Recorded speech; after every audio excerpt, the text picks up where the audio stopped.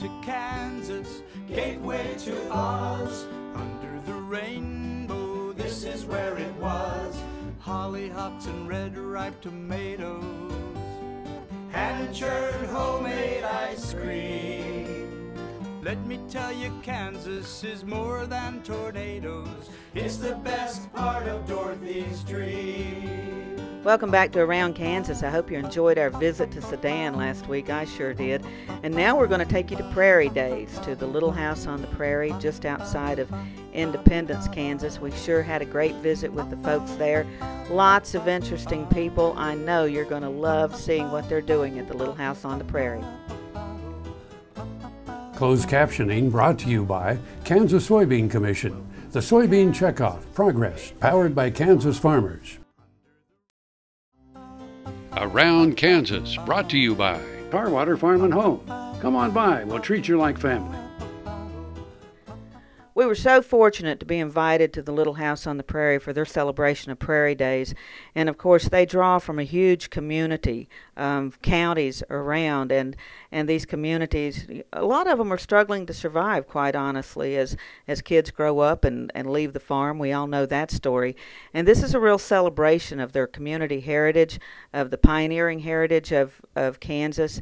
And Little House on the Prairie is just a great testament to that pioneer heritage and the folks who support it and come from all over, from all counties around. And we had so many great folks to visit with at the Little House on the Prairie during Prairie Days. It was just impossible to get everybody in. One of my favorites, of course, was Dave Chuber, and Dave retired from the Army up at Fort Leavenworth, and now he's the historian down at Fort Leonard Wood, Missouri. And he and his wife Teresa came over, and he is a demonstrator of Civil War medicine. And you might think that he was displaying instruments of torture the way this stuff looks. But as Dave explains to the kids and the folks who visit him there at the table, there were a lot of advances in medicine during that time because, unfortunately, they had a lot of folks to experiment on. So when you're looking at these really archaic saws and drills and all those instruments of torture, that led to some advances that we still use today. And he was just one of the many folks, and I hope you'll stay with us as we visit a lot more of them.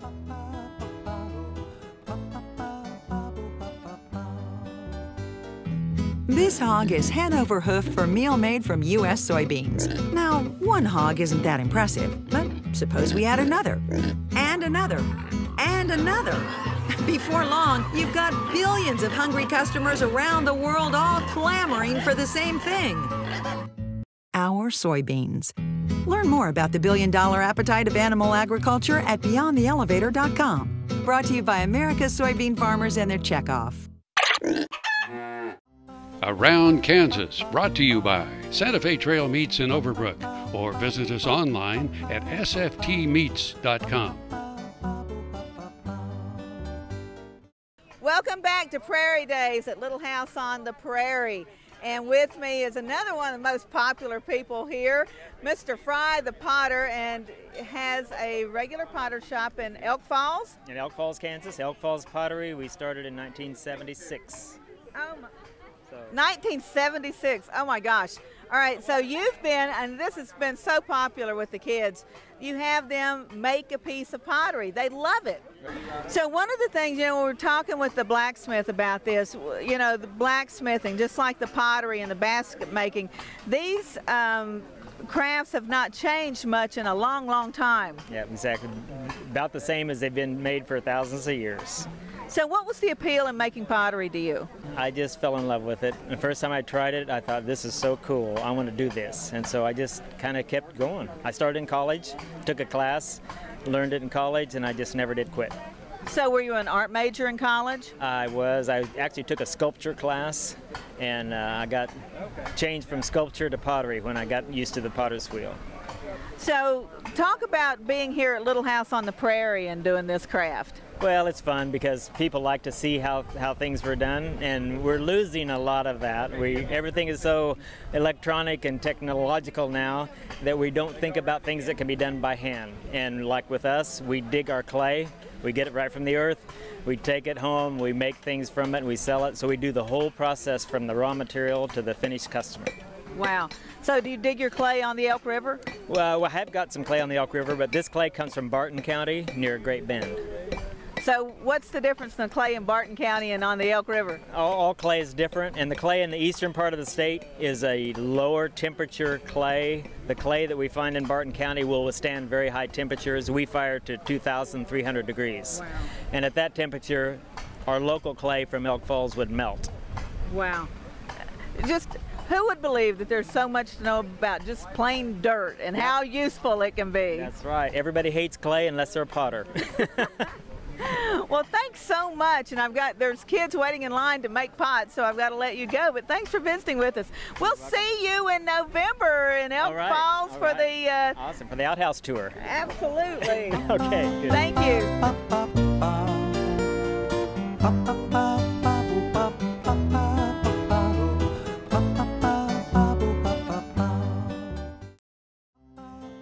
This segment is brought to you by Brown Chevrolet Buick in Wamego, just a short drive down the Yellow Brick Road.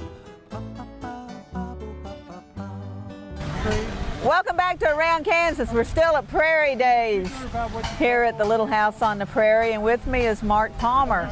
And one of the most popular people here, the blacksmith. So obviously blacksmithing was not your intended career goal as a kid, so how did you get into it? I saw a blacksmith working at Mystic Seaport, Connecticut Museum, and I was 9 years old, and I was just, wow, that was like the coolest thing I'd ever seen in my life. And I thought, I gotta learn how to do that. I gotta learn how to do that. And I was about 27 when I bumped into a blacksmith working at Old Cowtown Museum in Wichita, a young guy. And I asked him, where do you learn how to do this in this day and age? And he says, well, it just so happens we've got a workshop coming up in a few weeks. You want to sign up? I said, oh yeah. So I took a 2-day workshop, and I love it. And how old were you then? About 27. Wow. So I'm about 60 now, so it's 32 years and change, something like that. Well, the kids are still fascinated by it, obviously, as are the adults. And that's the fun of doing this here. So what's the pleasure, where does that come from? I've always been into creative things on the side. I've never been able to, well, I was a designer as an engineer, but you're very constrained when you're doing design for a company. But it's a kind of free-form art thing. It's very creative, it's very durable, it can be very useful if you need to make a special tool or modify a tool. It's just a really nice general set of skills, and it's real simple materials. So did blacksmithing, is it the same now as what you're doing, the same that was done 100 or 200 or how far back? So, I don't know how far back. Forged iron, it's after the Bronze Age, but you're looking at 800 years probably. I think the Chinese were doing iron 800 years ago. And it's essentially unchanged, same technology. Yep, it has its own rewards. Now I heard you talking with one of the visitors about the mining in eastern Kansas, which was, some people who are in southeastern Kansas know they're pretty familiar with that history, but other folks are not, in other parts of the state. There's a shallow coal seam, right at the eastern edge of Kansas where you dig down 20 feet and you've got coal. And so there was a lot of strip pits over there early on, and the problem was it was really dirty, oily coal. It was high sulfur, a lot of metal, lead and zinc and arsenic and stuff in it. So it was usable in a forge, but it was really smoky and dirty. Made a lot of clinkers, and the smoke was really bad for you. Right. So this is pretty good coal, but it's getting harder and harder to find. Now you're also a musician, so what do you play? I play acoustic guitar. I've done that for about 45 years. It doesn't sound like what I played for 45 years, but I'm a competent guitar player, singer. And the name of the band? Caney River Boys. And what do you play? We just play folk tunes and fun songs. Nothing really complex, nothing terribly challenging. It's just kind of fun, laid-back music. The other two fellas have the Glassworks over here, 2 tables.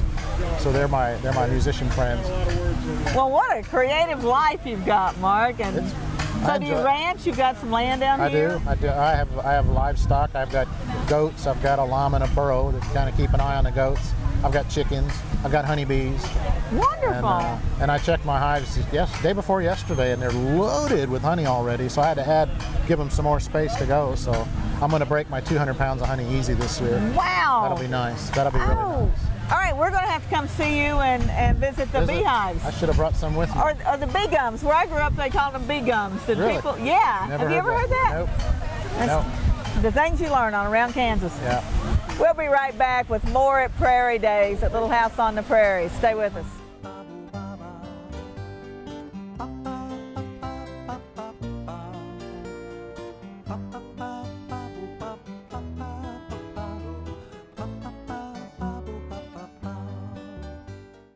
Soil is the life of a farm, and for 25 years, Sure Crop Liquid Crop Nutrition has helped growers produce abundant quality crops while preserving and improving the soils they steward. Sure Crop offers complete soil and plant analysis with cropping recommendations, delivery direct to your on-farm storage, and quality crop nutrition custom blended for your field. Choose Sure Crop for the assurance of excellence for your soil. Call today or visit their website for more information. I'm Deb Beisel, and when I'm not filming Around Kansas, I'm the historian in residence here at Historic Topeka Cemetery. Now, one of my favorite episodes, of course, was on the cemetery here. And you know what? If you miss seeing that, you can go back and watch it anytime.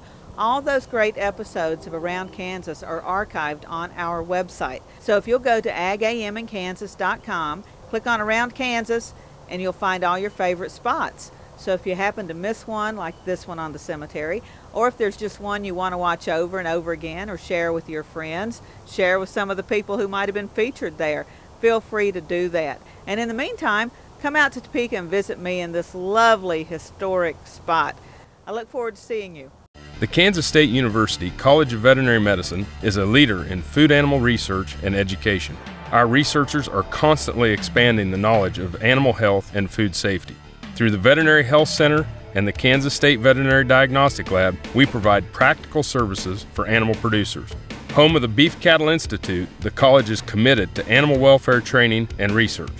The Kansas State University College of Veterinary Medicine, knowledge and service for the future of animal production. American innovation is being driven in places you might not expect by people like Brent Hayek, an Oklahoma family farmer, who recently set a world land speed record in a Ford Super Duty pickup truck powered by renewable B20 biodiesel. Advanced performance is here, now, putting America on the fast track to more jobs and energy independence. Biodiesel, America's advanced biofuel. Now another gardening tip with Annette Jackson. Well-designed container flower gardens bring beauty to your home, at your entry, on your patio, or placed in a special spot in your landscape. Let Jackson's help you select the correct plant combinations which will add the color and style you need and that will survive the summer to provide beauty till frost. Save 50% now at Jackson's annual bedding plant clearance sale. Veggies and pottery 25% off too. Come on out and save now. This segment is brought to you by the Kansas Association of Wheat Growers and the Kansas Wheat Commission.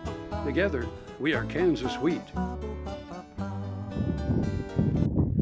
Welcome back. Teresa, great to have you. Nice to be here, Debbie. She is a basket maker, and we were just talking last night. You've been making baskets for 28 years? 28 years. That doesn't seem possible. You don't look that old. Okay. Beautiful baskets, and we see you were picking willow this morning. We have we went out with Teresa before we came over this morning cutting willow branches. So, okay. Teresa, talk about what you have to go through to make these beautiful baskets. You got one in progress here? Yes, I do. And as you said, Debbie, we went out and picked some willow. This is what I call creek bank willow. Okay. And it's the wild willow. And I use this for the handle, the rim of the basket. And then the handle I use wild grapevine. Now here I have the frame. I have a handle and I have a rim.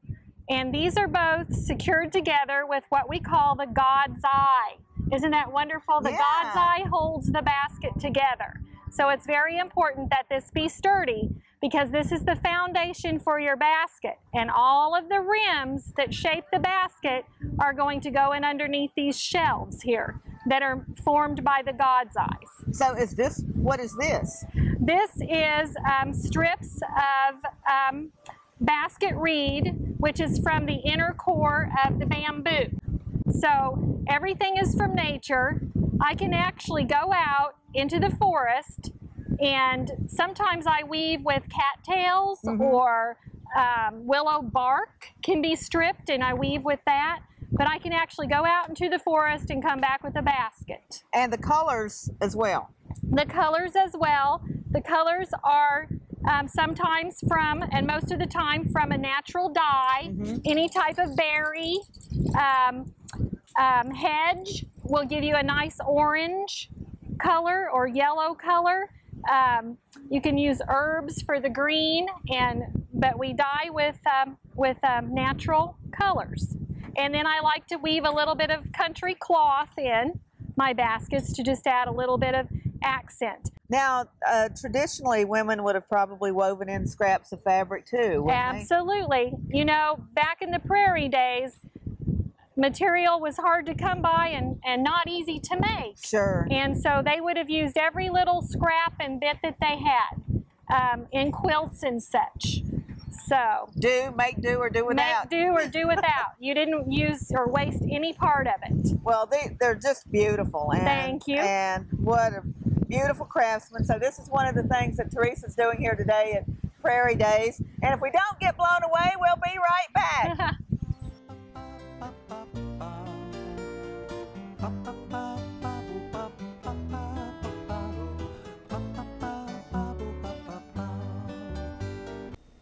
Tar Waters has what you need for all seasons for around the farm and home. Working, hunting, growing, feeding, snow removal, even fun for the kids. And a service department with experienced techs to help keep your equipment in top running condition. Tar Waters has a huge selection and the best prices. Tar Water Farm and Home, family owned and operated since 1978. They have what you need. Valley Vet Supply is devoted to providing information and professional quality products at reasonable prices. ValleyVet.com, ValleyVet.com, Valley Vet Supply.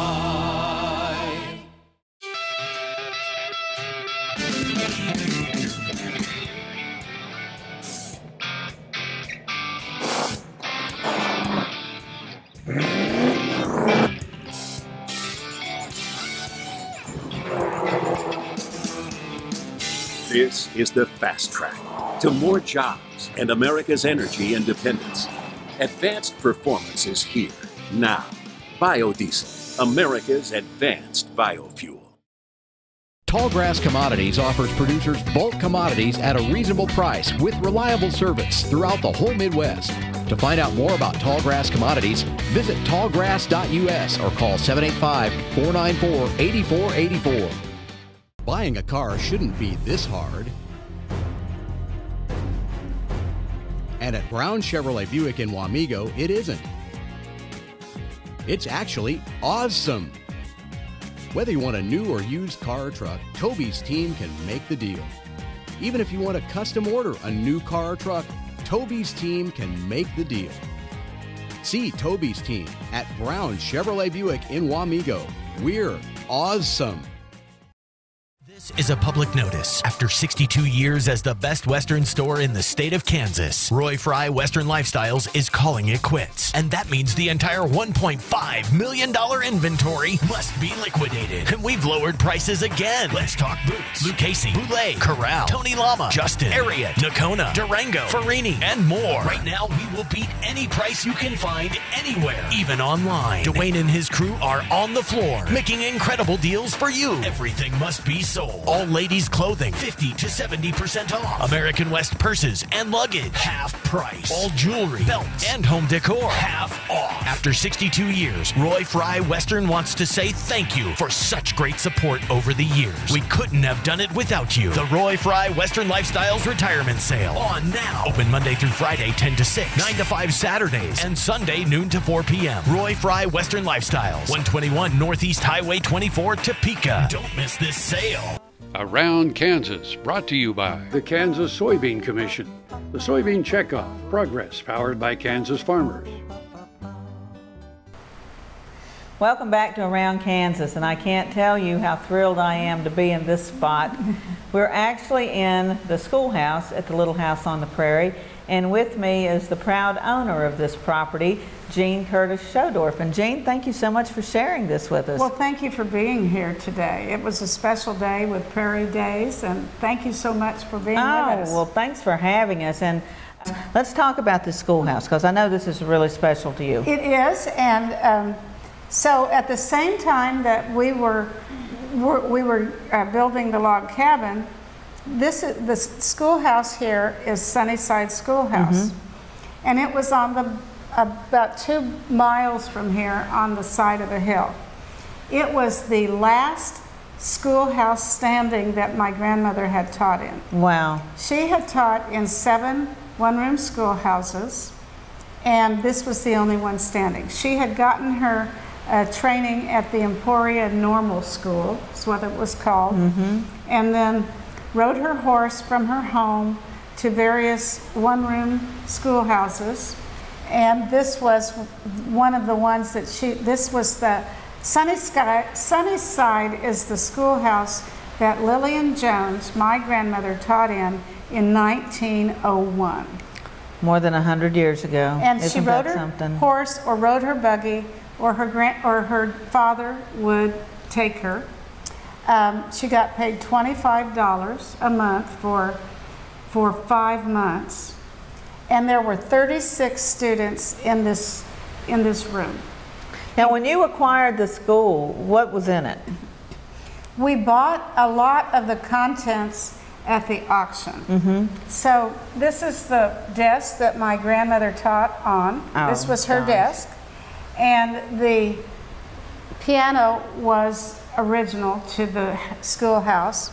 It was a church, so that's why it was in good shape. And now I think it was, I don't know, I can't remember which. Abe Lincoln, one of the pictures was original.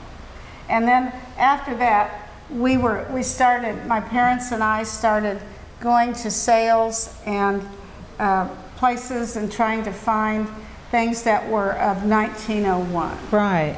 And then, so we literally, some of these were in sheds. All of those double desks were in a shed that somebody said, oh, I remember we've got these old desks.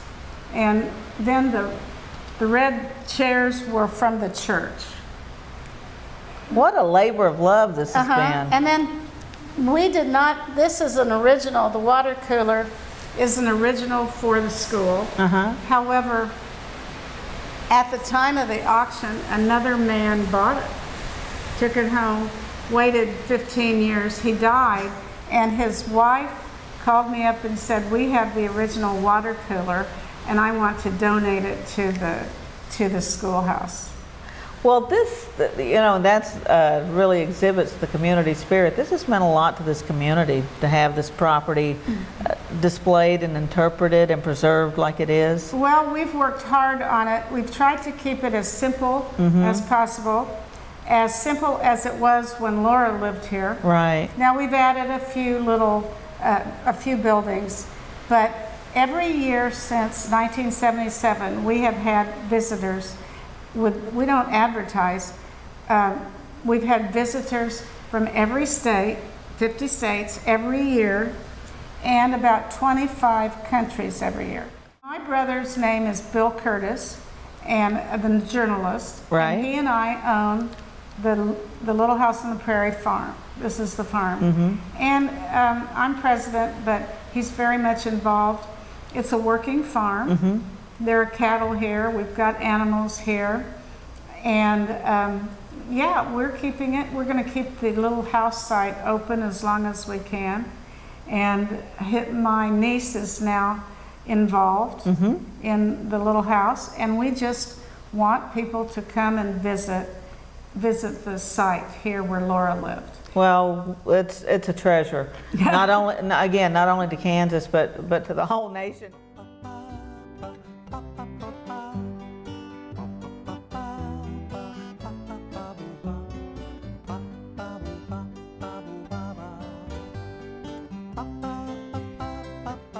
Closed captioning brought to you by Kansas Soybean Commission.